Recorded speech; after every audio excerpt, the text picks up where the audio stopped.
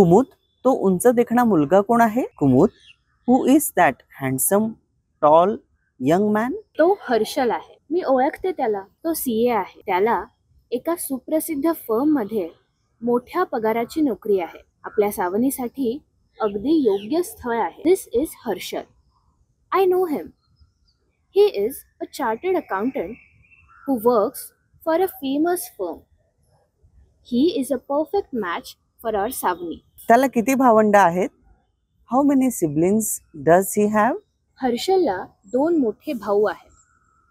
दोन्हीही विवाहित आहेत आणि त्याला बहीण नाही. त्याच्यावर कोणतीही जबाबदारी नाही. त्याला आई वडील आहेत. ते कोल्हापूरला असतात. फक्त मुलाला चष्मा आहे. Harshal has 2 elder brothers, both of whom are married. He doesn't have a sister and he has no responsibilities. His parents live in Kolhapur and the only thing is that he wears spectacles. आपल्या सावनीलाही चष्मा आहेच की. मुलगा चांगला वाटतो आहे. मी सावनीला विचारते, आपण 1-2 दिवसात त्यांना फोन करूया. Savani also wears spectacles. I think the boy looks good. I will ask Savni. We will call them within a couple of days. चालेल. Okay. Grammar. Friends, have you guessed the nuances of meaning conveyed by this construction? It expresses the relationship a particular person has. For example, हर्षलला 2 भाऊ आहेत. Harshal has 2 brothers. Here, as all the noun, pronoun or proper name in place of the subject takes the la or its variant suffix na. Suffix according to the singular or plural noun respectively, which is in place of object. You are already familiar with the forms of the first, second and third person pronouns with the la or na suffixes, such as मला, तुला, आम्हाला, आपल्याला, तुम्हाला, त्याला, तिला, त्यांना. For example, त्याला आई वडील आहेत. He has parents. You also know that the negation of आहे and आहेत is nahi and nahit respectively. Additionally, some idiomatic uses fit into this construction, such as nokri us or nas and chashma us किंवा nas, as किंवा अस us किंवा nas. For example, त्याला मोठ्या पगाराची नोकरी आहे. He has a high paying job. मुला plus ला चष्मा आहे. That is, मुलाला चष्मा आहे. The boy wears spectacles. New vocabulary. देखणा, handsome. ओळख, know. सुप्रसिद्ध, famous. firm. मोठा पगार, high salary. योग्य, proper. स्थळ, boy as a groom. भावंड, sibling. विवाहित, married. बहीण, sister. कोणतीही, not a single. जबाबदारी, responsibility. आई वडील, parents. चष्मा, spectacles. वाट, feel. चालेल. Okay. In this second conversation, 2 friends are looking through an album. One of them is unaware of the other's relatives, so he is inquiring about them. हे कोण आहेत? Who is this? हे माझे मधु मामा आहेत. He is my uncle, मधु. तुला किती मामा आहेत? How many uncles do you have? मला एकच मामा आहे. I have only one uncle. Rahul, तुला मावशी आहे का? Rahul, do you have an auntie? मला मावशी नाही. I do not have an auntie. हा मामांबरोबर कोण आहे? Who is with uncle? अरे हा नितीश, मधु मामांचा मुलगा. This is Nitish, the son of uncle Madhu. Madhu मामांना किती मुलं आहेत? How many children does uncle Madhu have? Nitish एकुलता एक आहे. Nitish is the only son. मामांना मुलगी आहे ना? He has a daughter too, doesn't he? हो, मामांना एकच मुलगी आहे. ती परदेशात असते. Yes, uncle has one daughter. She lives in a foreign country. Grammar. The shade of the meaning of न अधिक ला न आहे is conveyed here. The construction is also the same as in the conversation 1. It indicates the relations and relatives a person has. In conversation number 1, the names of the relatives we covered are आई, वडील, बहीण, भाऊ. In this conversation, you get to know the names of Mama and Mavshi, maternal uncle and auntie. For example, तुला किती मामा आहेत? How many maternal uncle do you have? तुला मावशी आहे का? Do you have a maternal aunt? Other rules that involve la with the subject for these relations remain the same. Mama, being honorific plural, takes the na suffix. For example, mama na. Negative sentence are expressed with nahi and nahi, as in conversation number 1. Just to revise one grammatical point, the question with kiti is always plural. For example, मामांना किती मुलं आहेत? How many children does your maternal uncle have? mama, mother's brother. मावशी, mother's sister. Ekulta ek, only child. Conversation number 3. This conversation introduces you to relatives from the paternal side. Once again, two friends are discussing a new tenant in their residential colony. आपल्या सोसायटीत नवीन भाडेकरू आहेत. त्यांचं नाव काय? We have a new tenant in our society. What is his name? अरे ते कुलकर्णी. ते हेमंतचे काका आहेत. His surname is Kulkarni. He is Hemant's uncle. हेमंतला किती काका आहेत? How many uncles does Hemant have? 2. मोठे काका नाशिकला असतात. ते निवृत्त सैन्य अधिकारी आहेत. त्यांना एक हात नाही. His elder uncle stays in Nashik. He is a retired army officer. He doesn't have one arm. त्यांना किती मुलं बाळ आहेत? How many children does he have? त्यांना 2 मुली आहेत. मोठी मुलगी विवाहित आहे, पण ती आणि जावई दोघेही काकांकडेच राहतात. He has 2 daughters. The elder one is married, but she and the son-in-law both stay with the uncle. मला वाटतं हेमंतला आजी आजोबाही आहेत. I think Hemant has grandparents too. हो, तेही नाशिकला मुलाकडेच राहतात. मला त्याचे सगळे नातेवाईक माहीत आहेत. Yes, they also stay in Nashik with their son. I know all his relatives. म्हणजे हेमंतला भरपूर नातेवाईक आहेत. That means Hemant has many relatives. हो, त्याला भरपूर मित्रही आहेत. Yes, he has many friends too. In this conversation, the same shade of meaning of the construction noun Plus plus la noun ahe is indicated. A person has a particular relative. Here, the names of relatives from the father's side are introduced. They are Kaka, Aji, and Azoba.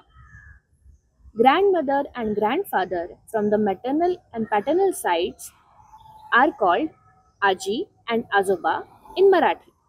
Mulabaya is a common term used to ask how many children a person has. You can also ask simply Mula for the same query. Mahit us किंवा नस is an idiomatic expression that requires the construction subject plus la. If a person has or does not have a particular body part, this is again expressed using the same construction. For example, त्यांना एक हात नाही. He doesn't have one hand. New vocabulary, भाडेकरू, tenant. काका, father's brother. निवृत्त, retired. सैन्य अधिकारी, army officer. मुलं बाळ, चिल्ड्रन. जावई, सन इन लॉ.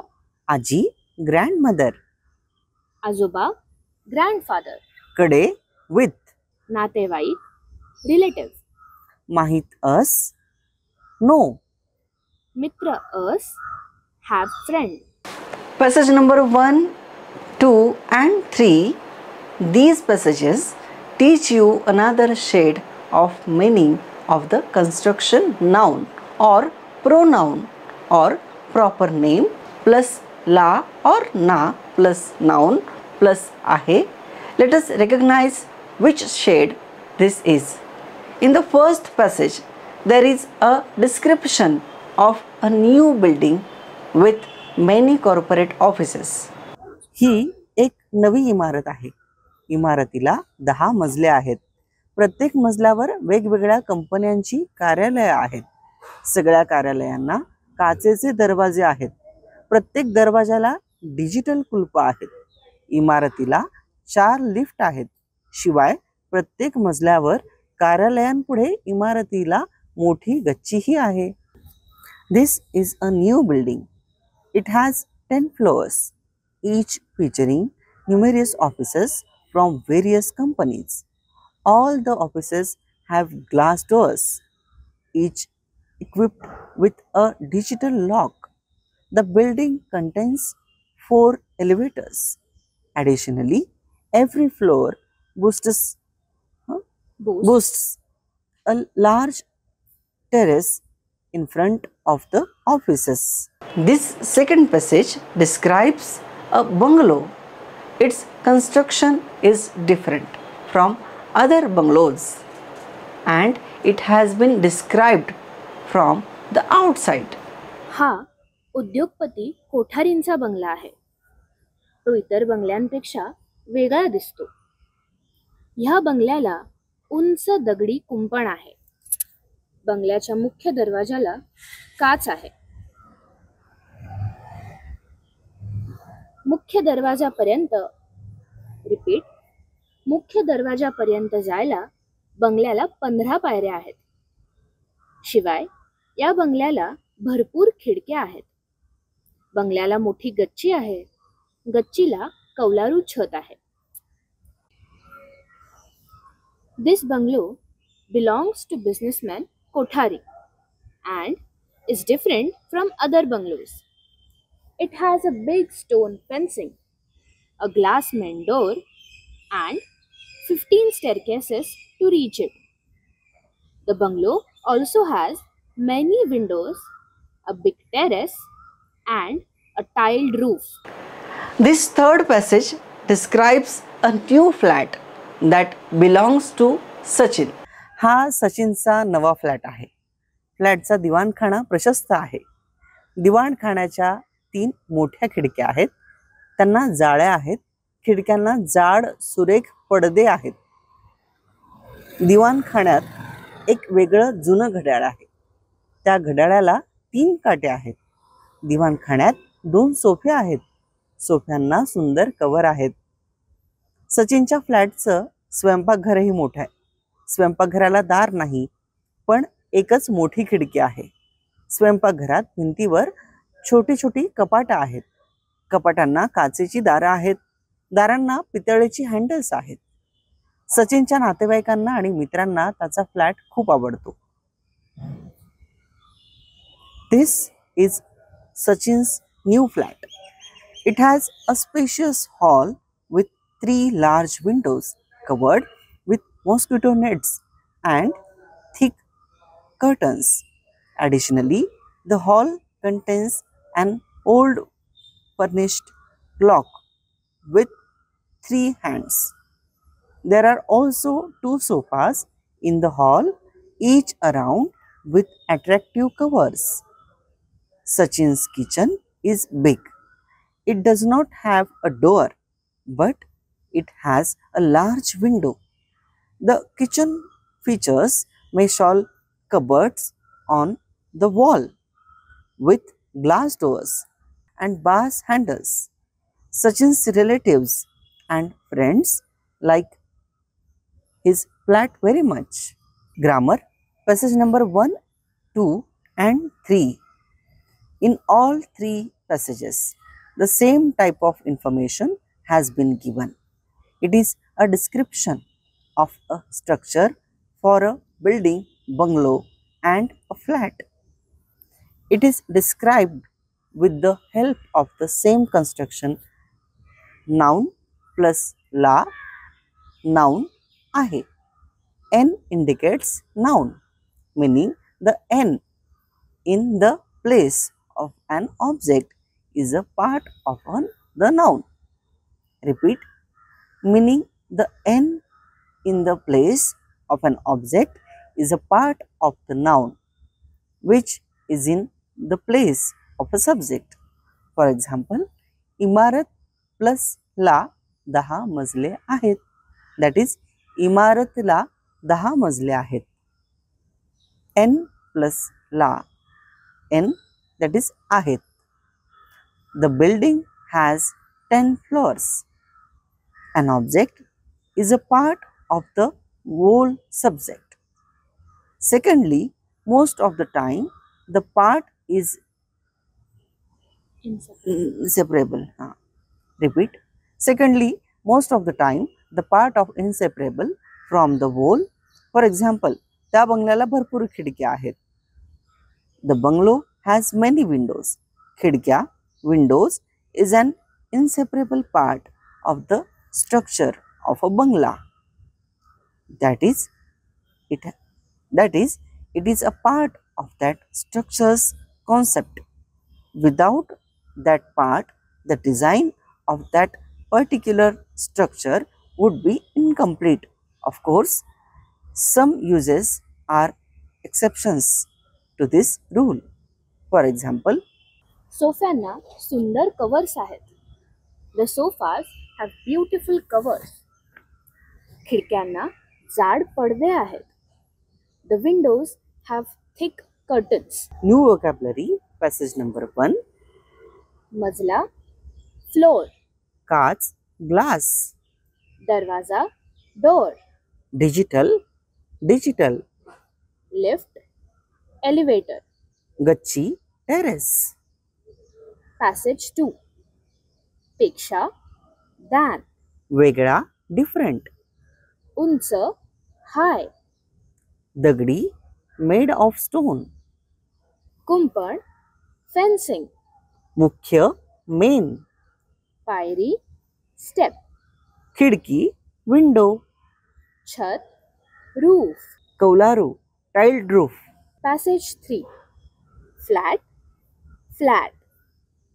दिवाणखाना, hall. प्रशस्त, spacious. जाळी, net. जाड, thick. पडदा, curtain. घड्याळ, clock. काटा, hand. Covers, covers. स्वयंपाकघर, kitchen. भिंत, wall. कपाट, cupboard. पितळ, brass. Handle, handle. Conversation number 4 explains the basic difference between the suffix sa and la. We are sure that this question must be troubling everyone. Here, the teacher clarifies this difference to his non-Marathi students. Let us also learn the same through the conversation in the video. आज वर्गात कावेरी दिसत नाही. I cannot see Kaveri in class today. Sir, आज कावेरी गैरहजर आहे. आज तिच्या भावाचं लग्न आहे. Sir, Kaveri is absent today. Today is her brother's wedding. तिचा भाऊ परदेशात असतो ना? कावेरीला किती भाऊ आहेत? Her brother lives in a foreign country, doesn't he? How many brothers does Kaveri have? तिला 2 भाऊ आहेत. तिचा एक भाऊ इंजिनियर आहे. तो परदेशात असतो. She has 2 brothers. One of her brothers is an engineer. He lives in the foreign country. तिचा दुसरा भाऊ इथेच असतो. आज त्याचं लग्न आहे. Her other brother lives here. Today is his wedding. Sir, मला एक शंका आहे. कावेरीला आणि कावेरीचा, तिला आणि तिचा यात काय फरक आहे? Sir, I have a doubt. What is the difference between कावेरीला अँड कावेरीचा? सांगतो. एखाद्या व्यक्तीला भाऊ, बहीण, आई वडील इत्यादी नातेवाईक आहेत हे सांगतात तेव्हा त्या व्यक्तीच्या नावाला किंवा तो, ती, ते, त्या या सर्व नामांना ला किंवा ना प्रत्यय जोडतात. आणि I will explain. when we want to say that a person has relatives like a brother, sister, mother or father, the noun or pronoun like to, ti, te or tya is directly combined with the suffix or la or na. मी सांगतो. मला माहित आहे. जेव्हा त्या नातेवाईकांबद्दल इतर माहिती देतात तेव्हा चा प्रत्ययाची रूप जोडतात. उदाहरणार्थ, मला एक बहीण आहे. माझी बहीण बँकेत नोकरी करते. I will explain sir. I know. When we want to add some other information about the relatives, we use the cha form of the suffix. For example, I have a sister. My sister works at the bank. अगदी बरोबर. Very true. Grammar. The difference between sa and la suffixes has already been explained in the conversation. But since the explanation is in Marathi, let us clarify it in English. When it is stated that a person has a particular relative or a structure has a specific part, or a person has a certain body part, that person or structure, that is the subject of the construction, takes the la or na suffix depending on the number of the object. However, when different information is to be given about that person or structure, the forms of the sa suffix are used. For example, A.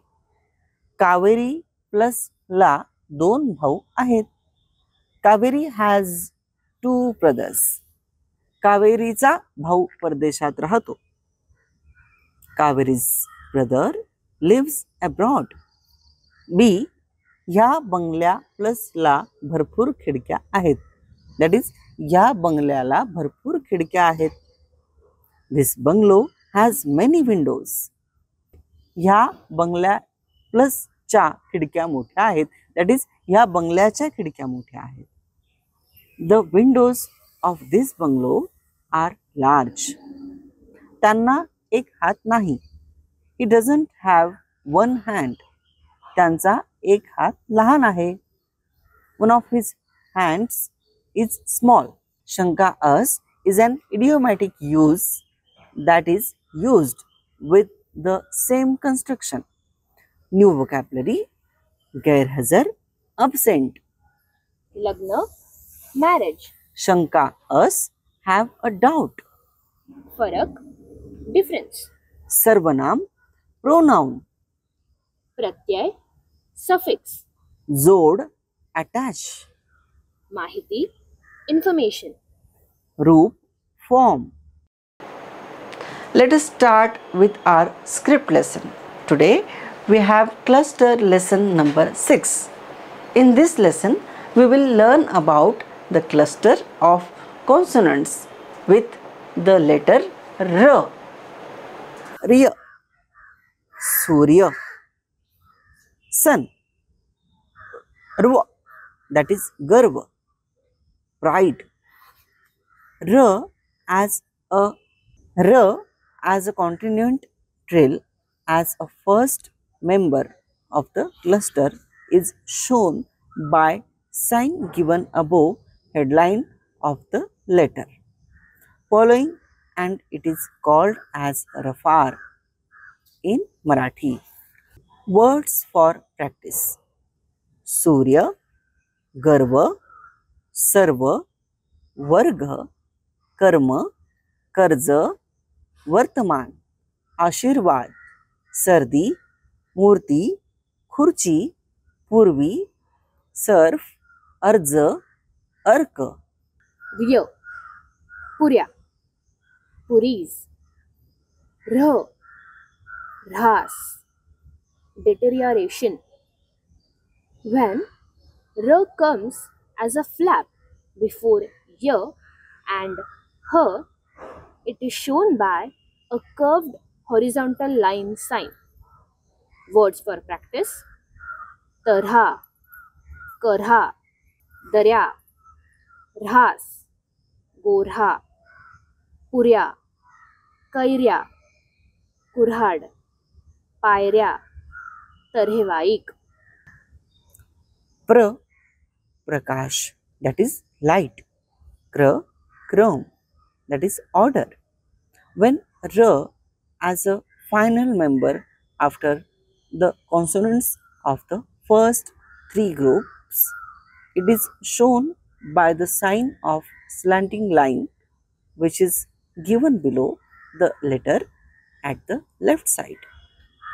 Words for practice: Chakra, Vajra, Namrata, Prakar, Dhruva, Priya, Vrat, Krur, Vyagra, Frame. Truck, drum, that is drum. When R is joined with T, D, Dh, Th, it is shown by the sign which is given below the letter. Words for practice: truck, drum, tram, train, trekking, drug, trolley, tring, trick. Drav, liquid. Though the letter D is in the fourth group, when R is joined with the, it is shown by the slanting line as it is shown in the third group. Words for practice: Draksha, Badrinath, Dravid, Dravan, Madri, Daridri, Chandroday, Padri. Tras, trouble. When R is joined with T, it gets a special symbol as Tra. Words for practice: Patra, Mitra, Mantri, Chhatri, Kutra, Netra, Vichitra, Sutra, Vatrat, Travankor. Now, let us revise what we learned in today's session. We learned the shades of name, pronoun, proper name plus la or na plus noun plus ahe construction, the names of family members, basic difference between the suffix la and za, and the cluster of consonants with the letter r. With this, we will end today's lesson. I hope you enjoyed learning new things about the Marathi language. I'll see you soon with a new lesson full of more interesting facts about Marathi. Till then, keep practicing and stay with us. Thank you.